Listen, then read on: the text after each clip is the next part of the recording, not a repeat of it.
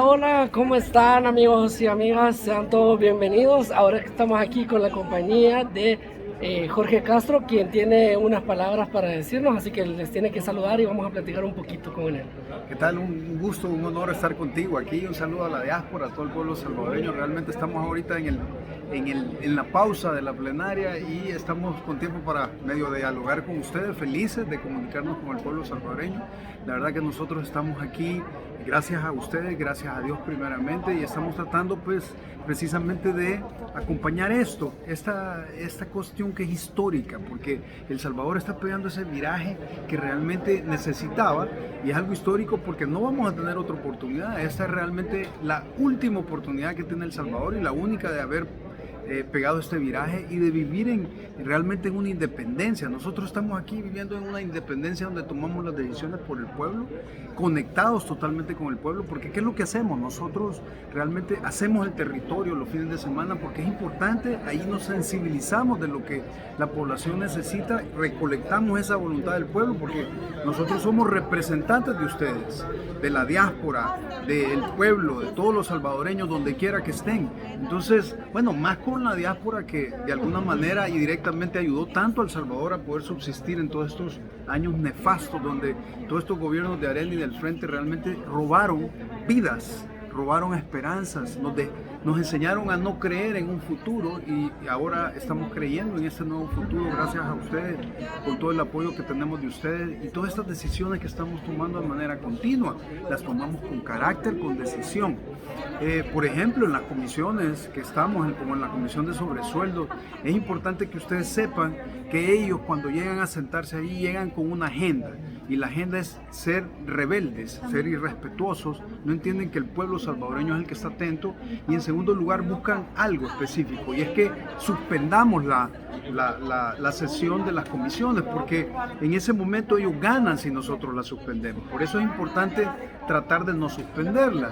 En el caso de la de sobresueldo la vez anterior, precisamente cuando yo iba a sacar a Eugenio Chicas, él recapacitó y me dijo, voy a cambiar. Eso no se oyó porque le habíamos apagado el micrófono. En ese momento yo ordené que le apagaran el micrófono, se lo apagaron, pero él me dijo, voy a cambiar pues. Entonces cuando él dice eso, yo le vuelvo a decir, si usted no cambia, entonces lo voy a sacar realmente. Entonces, por eso es que ustedes ven que la actitud de él cambia.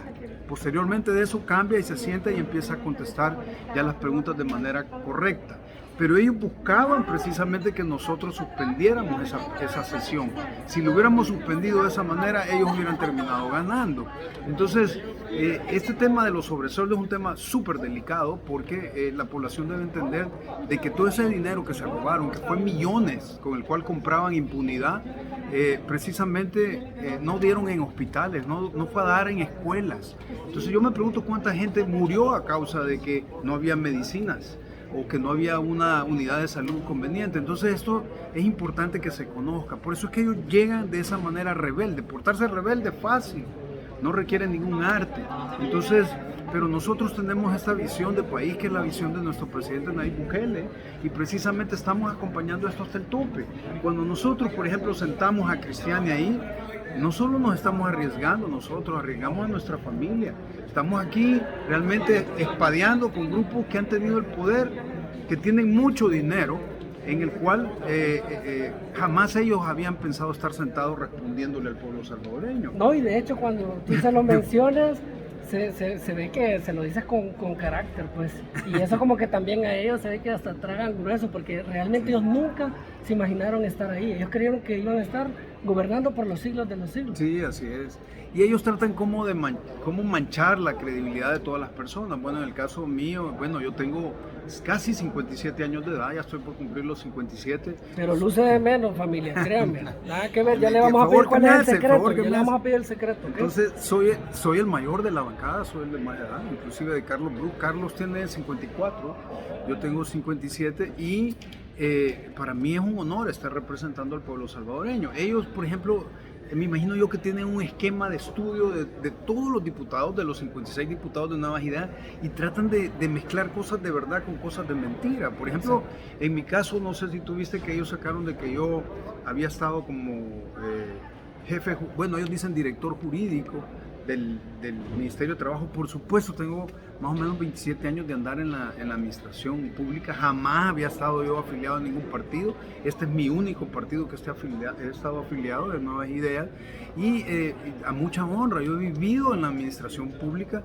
No he tomado decisiones porque nunca he estado yo de ministro ni ¿qué es un director jurídico? Bueno, nada más ve la legalidad de las cosas, de la operatividad, y lo comenta como un consejero. Y excelente que tú lo comentas, fíjate, porque se estaba también mucho diciendo que como tú eras asesor de ellos, por eso le habías perdonado la vida y Sí. era un poder que le debías. Qué bueno No. aclararlo también. Sí, no, fíjate que yo realmente empecé desde hace años, ¿verdad? Dentro de la administración pública, y he ido aprendiendo cómo funciona la administración pública, pero hay que distinguir entre un funcionario público y un empleado público. Yo he sido empleado público, no he sido funcionario. Funcionario es el que tiene poder de decisión, ¿verdad? ¿Y nunca estuviste inscrito en esos partidos? Jamás. Este es mi primer partido y el único en el cual creo yo que voy a estar, porque yo vi más o menos la operatividad que tenía este partido desde afuera en el momento que inició el partido, y precisamente me gustó porque cuando yo pude comparar con otros, la operatividad de otros gobiernos, se puede ver la diferencia. Ahora bien, ese punto es claro, porque yo jamás he sido funcionario público hasta ahora que soy diputado. Los funcionarios públicos son los que deciden, los empleados públicos no deciden. Entonces yo estuve en la operatividad de la administración pública como empleado público, no como funcionario público. Y ellos sacan también otro tema, que dicen que yo fui de la junta directiva del INPEP. Ah, bueno aclararlo, es cierto. Pero fíjense cómo son ellos de tramposos y de manipuladores, porque yo fui suplente, no fui propietario. O sea, la junta directiva del INPEP tiene propietarios y tiene suplentes, así como aquí hay propietarios y suplentes. Los propietarios somos los que estamos tomando decisiones aquí. Sí, sí. Los suplentes no. ¿Quién es el que goza de confianza? El propietario. En la junta directiva, si yo hubiera tenido la confianza de esos partidos, me hubieran puesto propietario para que tomara decisiones. Sin embargo, fui suplente. Y ellos manipulan esa verdad precisamente para generar no credibilidad en los funcionarios que No, están. y se ve claramente que la búsqueda de ellos es restarles credibilidad a ustedes, autoridad. Es correcto. ¿Por qué?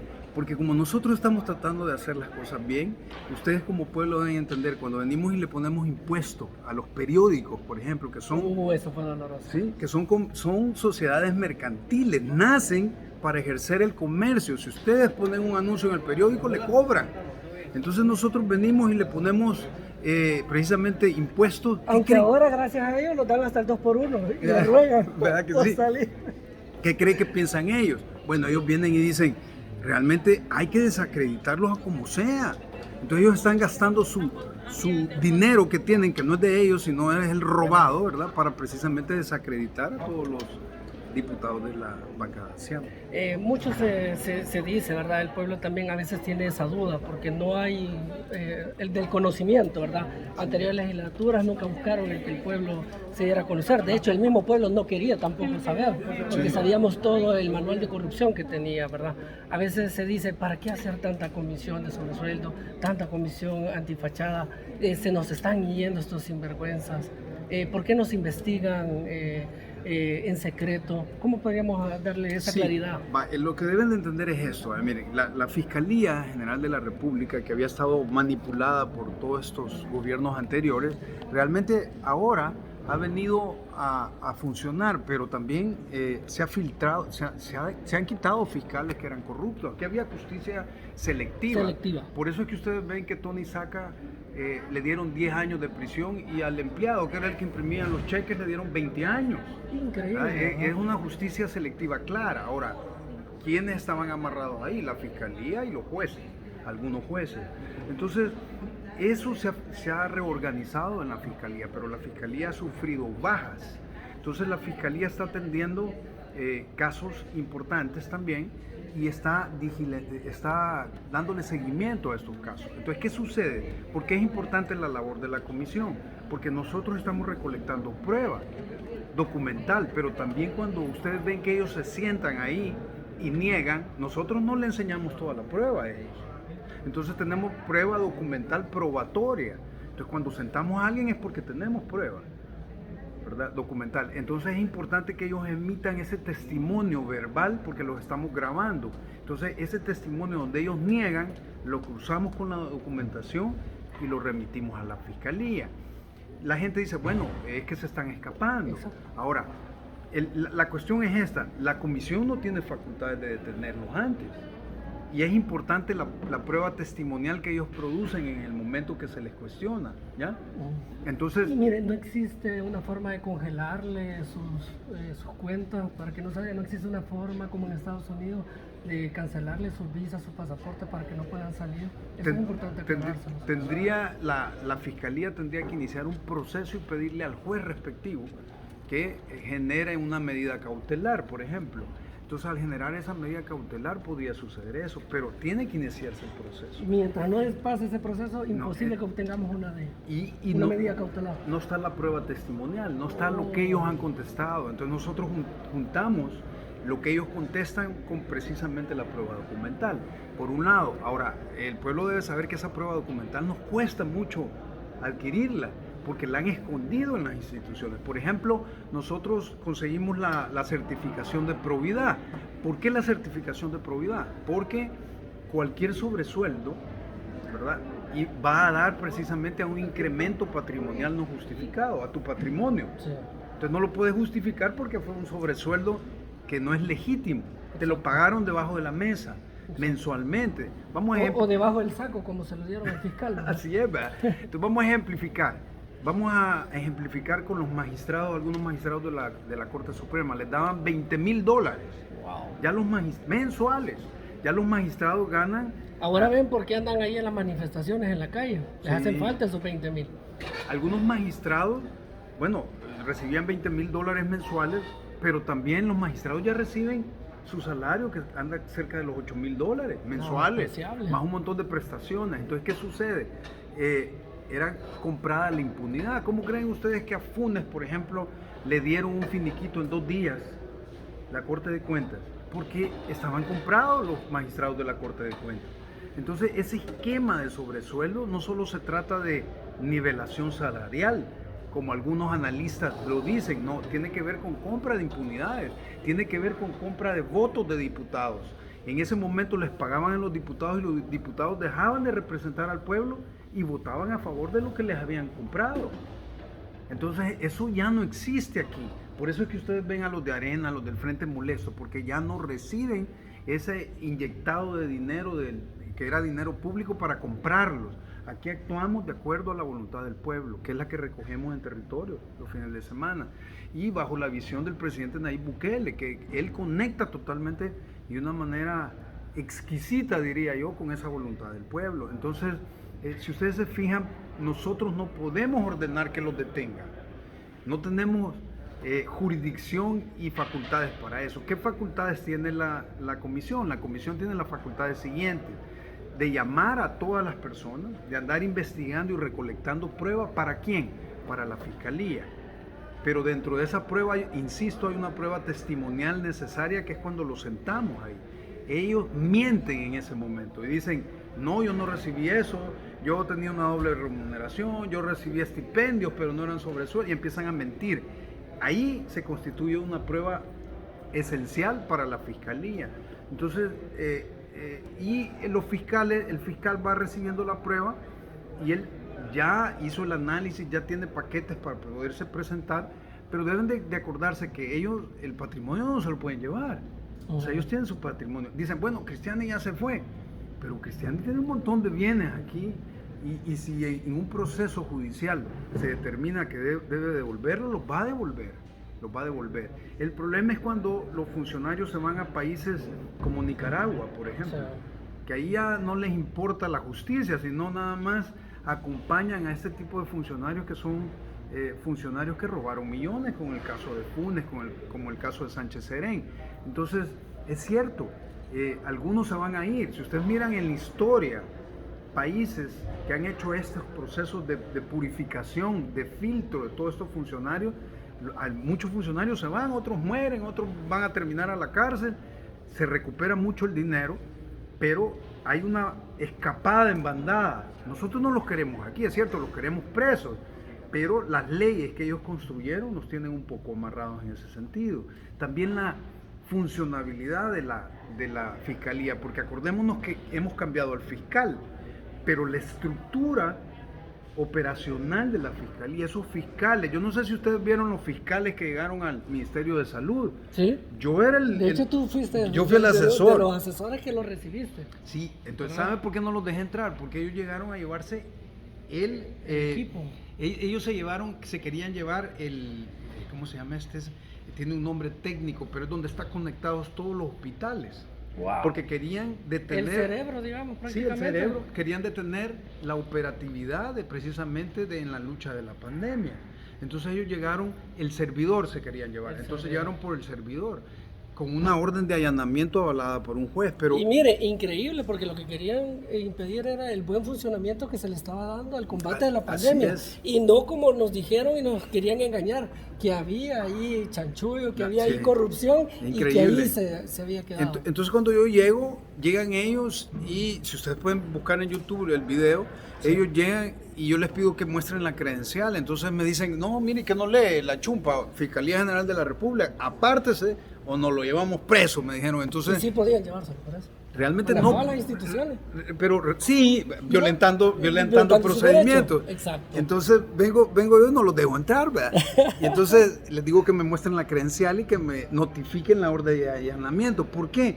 Porque el allanamiento es importante ver, y la ley dice que deben de notificarlo porque usted puede ver el alcance en la autoridad que ellos tienen de poderse llevar cosas. Sí. Entonces ellos no estaban facultados para llevarse el servidor, solo se podían llevar cierta documentación.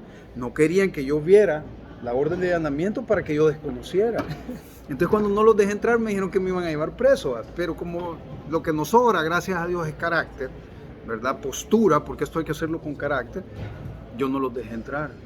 Y yo en ese momento era candidato a diputado. Fíjense cómo es Dios. ¿En las internas? Sí.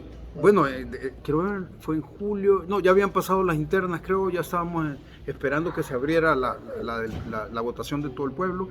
Pero fíjense cómo es Dios. Yo realmente me tomé un riesgo ahí, porque ellos solo tenían que haber puesto una demanda y yo ya no me hubiera podido inscribir en el tribunal. Entonces yo sabía eso, pero yo dije, no. Pudieron haber bloqueado tu candidatura. Sí, de hecho dieron una conferencia de prensa y dijeron que me iban a meter preso. Pero al final, gracias a Dios, Dios sabe cómo hacer las cosas y Dios realmente cuida a la gente que hace lo correcto. Salimos bien. No presentaron nada y yo me pude inscribir. Pero con una demanda que me hubieran puesto de entorpecimiento de la justicia en ese momento, que no era real, pero ellos controlaban el sistema judicial y la fiscalía. Pero gracias a Dios aquí estamos, mire, para representarlos y precisamente apoyarlos en todo. Ya por último, para ir terminando, gracias por su tiempo. El pueblo salvadoreño también quiere saber qué es lo que ha pasado con las plazas fantasmas que vieron en la Asamblea Legislativa. ¿Habrá alguna comisión? ¿Hay un seguimiento? Fíjense que hay, de hecho, se ha pensado, por ejemplo, en comisiones que tengan funciones generales. Por ejemplo, sí. Encontrar todos los desfalcos, por ejemplo, la mala administración. Por ejemplo, aquí se contrataban servicios y suministros que jamás eran dados. Sí. Se contrataban personas que jamás ponían un pie en la asamblea. La ley establece una jornada ordinaria de trabajo. Tú tenés que cumplir un horario de trabajo, que en tiempo diurno son 8 horas, nocturno 7 horas. Si son labores peligrosas hay que bajarle 1 hora todavía, de acuerdo a la ley. Pero aquí no venía la gente. Asesores que jamás ponían un pie, porque ese dinero iba a dar directamente a estos partidos, o activistas políticos que jamás realmente aportaron nada para la asamblea. Entonces, aquí hay responsabilidades que deducir, por eso se están haciendo, gracias a la visión del presidente Ernesto Castro, se están haciendo 4 auditorías, que una es la de legislación, otra es financiera, otra es de recursos humanos, otra es de talento humano, que es la de recursos humanos, y se me escapa otra de gestión, creo. Entonces eso ya está arrojando datos específicos. Por ejemplo, en el tiempo de Sigfrido Reyes llevamos 15 millones de dólares defraudados en este tipo de mecánica, solo en este tipo de mecánica. Esos 15 millones iban a dar precisamente a estos activistas políticos. Aquí ellos han defraudado la administración pública por todos lados. Y no solo eso, sino que aquí podemos ver cómo Arena y el Frente eran uno solo.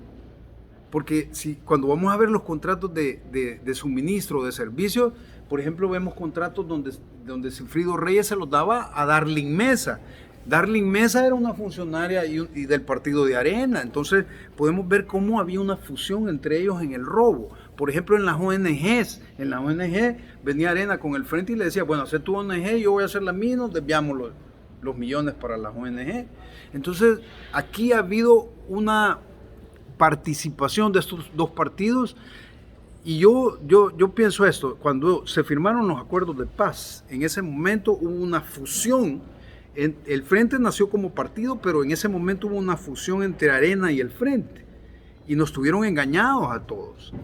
En ese momento ellos se convirtieron en mercenarios políticos porque ya ni siquiera tenían ellos su creencia partidaria, sino que la cuestión era robar, ¿sí? Y se convirtieron en mercenarios al mejor postor.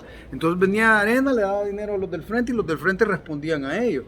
Iba a salir el presidente Saca y llamaba a Funes y le decía, bueno, para robar tenés que hacer esto. Y le explicaba cómo robar.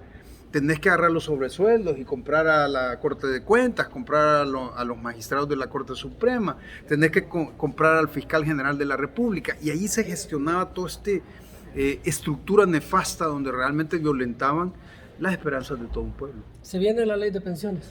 Por supuesto, en la ley de pensiones ustedes pueden ver, es complejo porque vaya, si bien es cierto tenemos que arreglar hacia el futuro, por ejemplo, la gente que está por pensionarse y los que se van a pensionar, pero también tenemos que arreglar el desmadre que hicieron atrás, porque es injusto que los que ya se pensionaron queden con esa pensión paupérrima, ¿verdad? Que no les ayuda para vivir.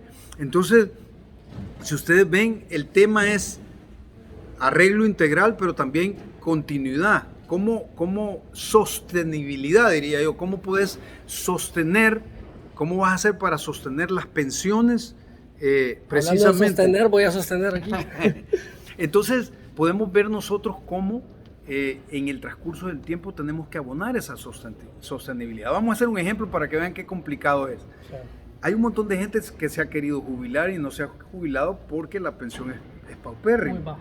Si al tirar la ley nosotros, va a haber un montón de gente que se va a querer jubilar en el momento. Porque el primero que le estamos apuntando es a una pensión digna.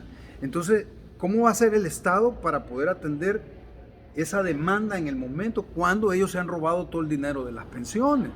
Entonces, es complejo. Entonces, por eso es que estamos haciendo un estudio al detalle, pero al final el resultado del pueblo salvadoreño va a quedar contento, yo se los puedo garantizar, va a quedar súper contento porque el tema central es que la pensión debe ser digna para que la gente, y al retirarse y jubilarse la gente de edad, precisamente, bueno, yo ya voy a tener 60 años, ya voy a estar en edad de jubilarme, precisamente, ¿a qué abre espacio? A los jóvenes, para que los jóvenes puedan accesar a esos empleos, para que haya fuente de empleos para esos jóvenes. Entonces los que ya tienen una edad para poderse jubilar, se jubilan, tienen una jubilación, una pensión digna y los otros también accesan a estos puestos. Excelente, pues muchísimas gracias por el espacio, por habernos aclarado muchas dudas, ¿verdad? Gracias. Hay muchísimas más, pero en otra oportunidad vendremos. Y bienvenido pues, ya siempre. tengo el contacto, así que vamos a hacer una entrevista en vivo y en directo. Cuando querrás, sale. Bueno, pues gracias. Bendiciones a todos, no se olviden de Dios. Cuídense mucho, chao, chao.